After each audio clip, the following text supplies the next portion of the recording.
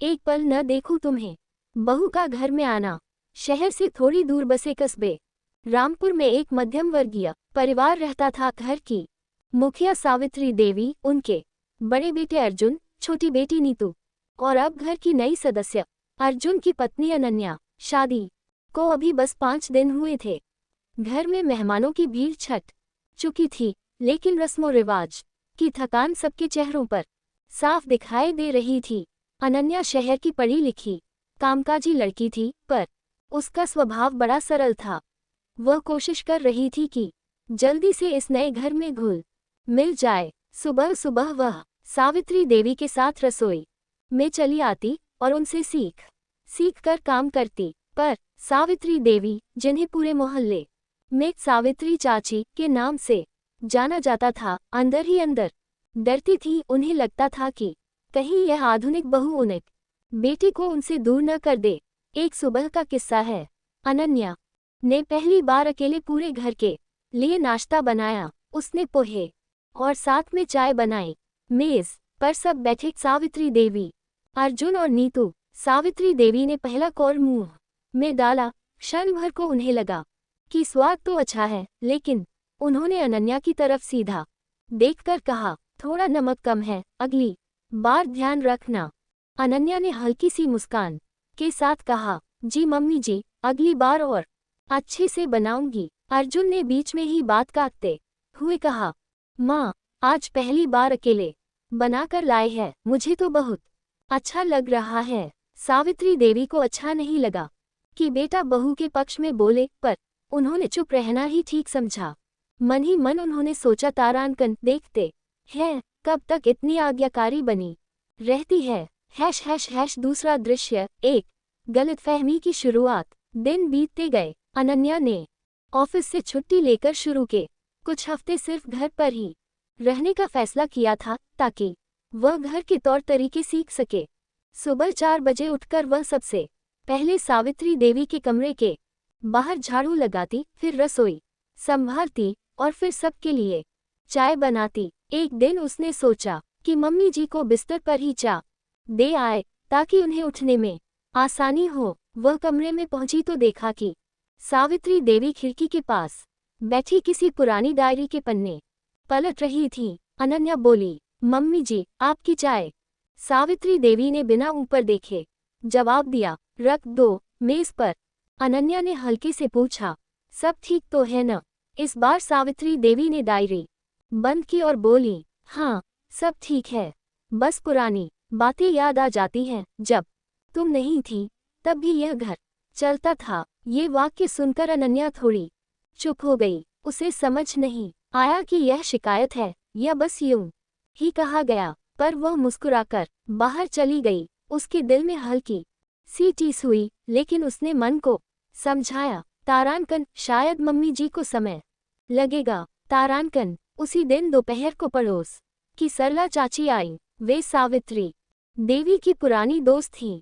बैठते ही बोली, अरे बहू कहाँ है तुम्हारी? सुन रहे हैं, बहुत होशियार है, नौकरी वोकरी करती है।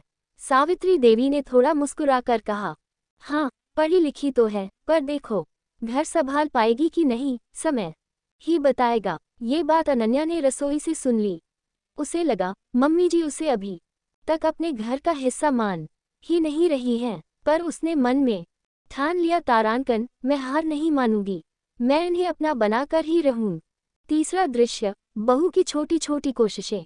कुछ दिनों बाद नवरात्रि शुरू होने वाली थी। घर में हर साल की तरह इस बार भी गरबा और छोटी सी भजन संध्या का आयोजन होता था, जिसकी सारी जिम्मेदारी हमेशा सावित्री देवी उठाती थी। इस बार अनन्या ने खुद आगे बढ़कर पूछा, मम्मी जी, क्या इस बार मैं भी थोड़ी तैयारी में हाथ बटा सकती हूँ? सावित्री देवी ने सोचा कि क्यों न इसकी परीक्षा ले ही ली जाए। उन्होंने कहा, ठीक है, देखती हूँ तुम क्या कर पाती हो। इस बार मेहमानों के लिए जो प्रसाद के डिब्बे बनते हैं, उनका सारा इंतजाम तुम देख लेना। सूजी, चीनी, मेवा, डिब्बे सबकी सूची बना लो और मार्केट से सामान मंगवा लो। कुछ कमी हुई तो सबके सामने शर्मिंदा मैं हो जाऊंगी। अनन्या ने बड़ी गंभीरता से बात सुनी और तुरंत एक कॉपी कलम लेकर बैठ गई। उसने सावधानी से लिस्ट बनाई, फिर अर्जुन के साथ बाजार गई। सब सामान समय पर घर पहुंच गया। अगले दिन उसने नीतू के साथ बैठकर प्रसाद के डिब्बे बनाए। एक एक डिब्बे में बराबर मात्रा में हलवा और मेवा रखने का बहुत ध्यान रखा। भजन संध्या की रात सभी मेहमान आए, प्रसाद बांटा गया। सबने एक सुर में कहा, अरे इस बार तो प्रसाद बहुत स्वादिष्ट बना है, किसने बनाया?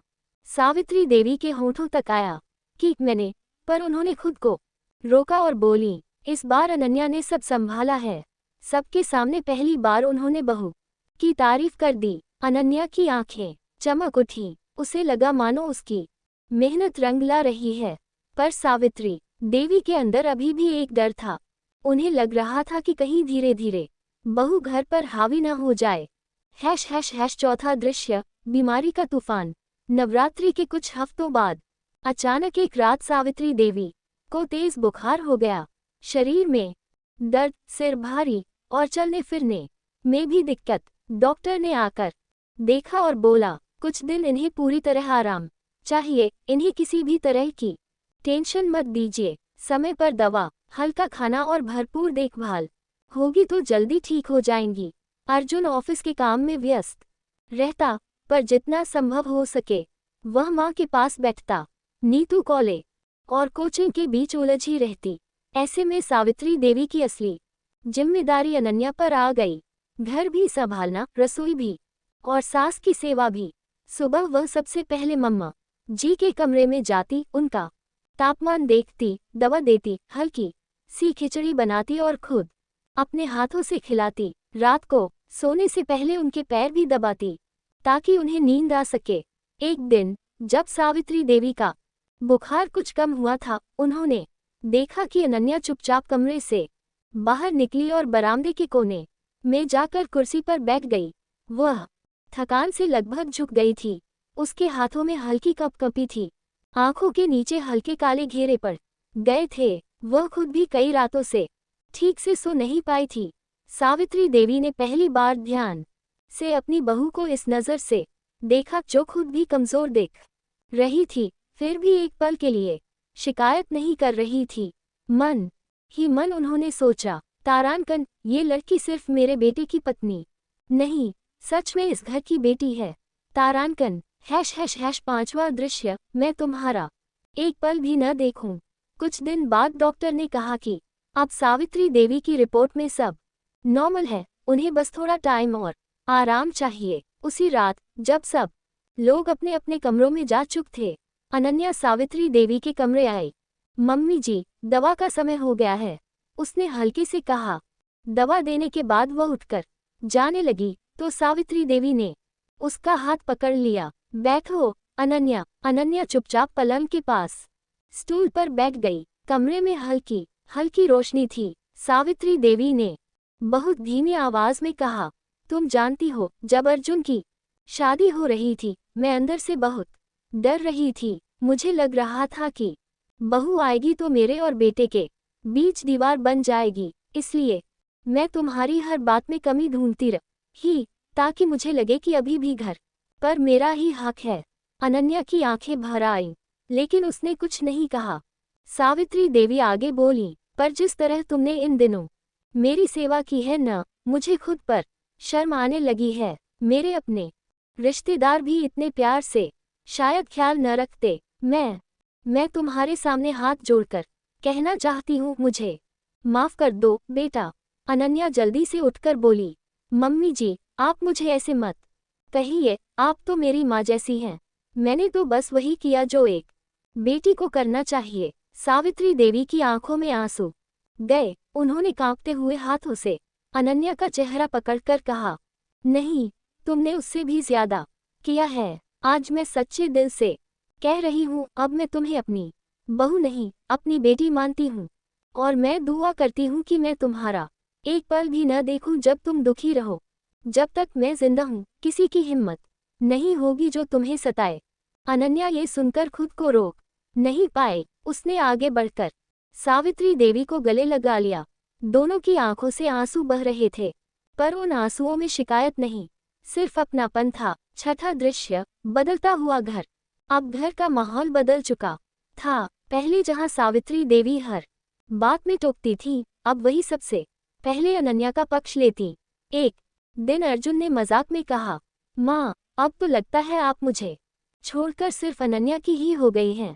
सावित्री देवी हंसकर बोली, हाँ, अब मेरे लिए तो मेरा बेटा और बहू दोनों बराबर हैं, बस फर्क ये है कि बेटे को मैंने जन्म दिया और बहू ने मुझे नया नजरिया दिया। अनन्या अब दोबारा ऑफिस ज्वाइन करने की सोच रही थी, पर उसे डर था कि मम्मी जी अकेली रसोई कैसे संभालेंगी।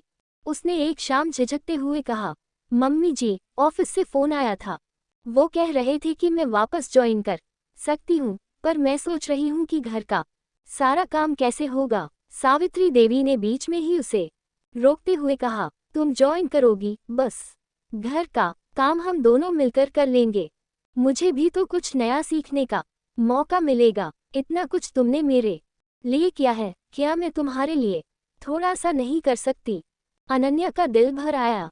उसे लगा आज उसकी जिंदगी सच में पूरी हो गई है। सास जो कभी उसे शक की नजरों से देखती थी, वही आज उसके सपनों की सबसे बड़ साथी बन चुकी थी। # 7वां दृश्य, समाज के लिए संदेश।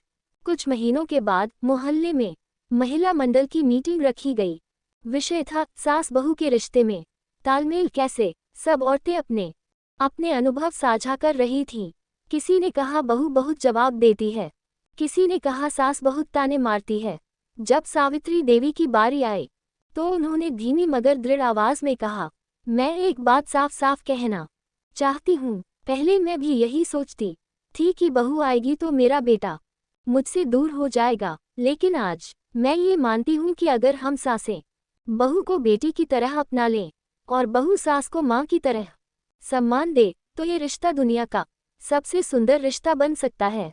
मेरी बहू अनन्या ने मुझे सिखाया कि प्यार बांटने से कम नहीं होता, बल्कि बढ़ता है। ये कहते कहते उन्होंने अनन्या का हाथ पकड़ लिया, जो कोने में चुपचाप बैठी थी। सबकी नजरें उनकी तरफ उठ गईं, कुछ औरतों की आंखें भी भर आईं। घर लौटते समय अनन्या ने धीरे से कहा, मम्मी जी, आपने सबके सामने मुझे इतना सम्मान दिया, इसके लिए मैं आपका कैसे धन्यवाद करूं। सावित्री देवी मुस्कुराकर बोली, धन्यवाद तब दिया जाता है जब कोई पराया आपके लिए कुछ करे।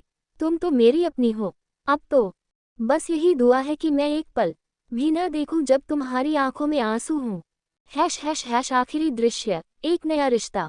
समय बीतता गया। घर में अब हंसी की आवाजें पहले से ज्यादा गूंजने लगी। रसोई से कभी अनन्या की गुनगुनाहट सुनाई देती तो कभी सावित्री देवी किसी भजन की तान लगा देती। दोनों मिलकर नए नए व्यंजन बनाती, कभी कभी यूट्यूब से रेसिपी देखती तो कभी पुरानी पारंपरिक डिशेज। एक शाम जब सब छत पर बैठे थे, ठंडी हवा चल रही थी, आकाश में हल्के बादल थे, तभी हल्की बारिश शुरू हो गई। नीतू ने खुशी से कहा, चलो सब मिलकर चाय पकौड़े खाते हैं। अनन्या उठने लगी तो सावित्री देवी ने उसे रोककर कहा, आज चाय पकौड़े मैं बनाऊंगी, मेरी बहू सिर्फ मेरे साथ बैठेगी और बारिश का मजा लेगी। अर्जुन हंस पड़ा, अब तो घर में मेरी नहीं चलती, सब मम्मी और अनन्या की टीम है। सावित्री देवी ने मुस्कुराकर कहा, जब बहू बेटी बन जाए न, तो घर सिर्फ चूल्हे की आग से नहीं, दिलों की गर्माहट से भी रोशन होता है। बारिश की बूंदें तेज होने लगी।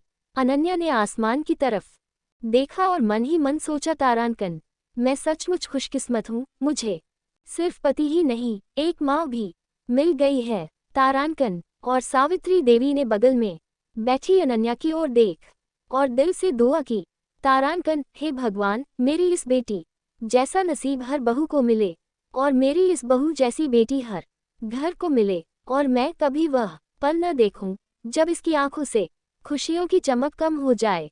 तारांकन। यहीं से उनकी कहानी पूरा चक्कर काटकर उस मुकाम पर पहुंची जहां सास बहू का रिश्ता शिकायतों से नहीं, बल्कि एक दूसरे के लिए एक पल भी दुख न देखूं वाली दुआओं से परिभाषित होता है।